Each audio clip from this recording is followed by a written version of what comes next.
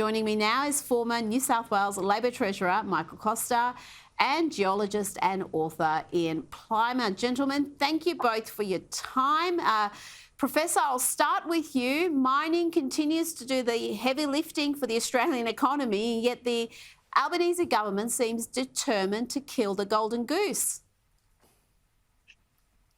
Well, yes, mining is totally ignored in the budget. Mining actually keeps this country afloat. If you want to start a new mine or do some exploration, the amount of regulatory material you have to go through is just enormous. We have regulations now stringently applied by non-productive people onto the productive part of the economy. It takes from an idea to creating some concentrate or creating some coal or metal, it takes about 20 years, 25 years. And what the government is doing now will be felt by our children and grandchildren. The mining industry keeps this country afloat. It has for a very, very long period of time.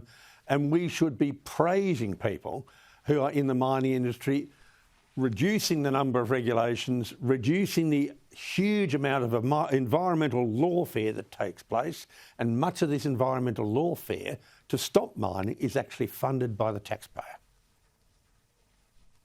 Well, on Sunday on Outsiders, we formally thanked Gina Rinehart for the budget surplus, so we know she does plenty of heavy lifting. Now, Michael, Jim Chalmers today won applause at the Press Club for his compassionate spending. Let's have a look.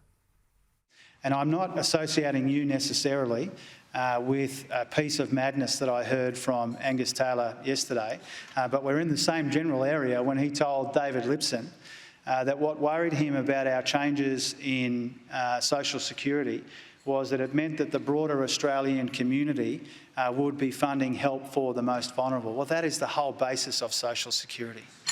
I mean, that is the whole basis of social security. And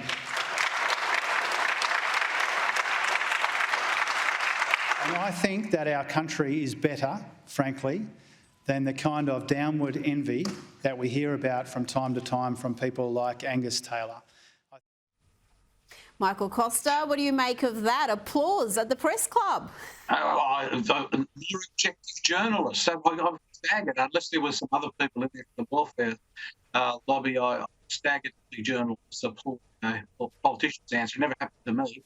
Just on this mining, I think you've got to realise that this budget, whilst it's delivered surplus on the back of the mining industry primarily and of course the inflation impact on the tax revenue, their figures, I don't know if they'll pick this up going forward, indicate to me that there's possibly going to be another surplus next year. Their assumption is for coal, for example, to be at about $70 a tonne, and it's currently running at $192. That's a spot price today.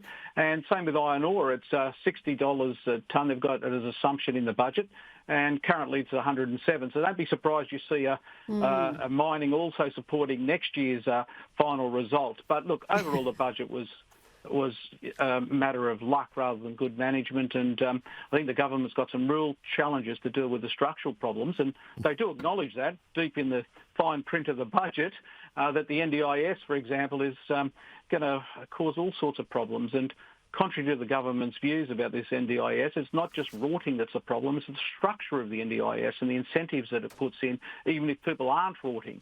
And I think you'll find a range of government programs that are in exactly the same position, Rita. And, I think we've got some real problems with this budget across the forward estimates.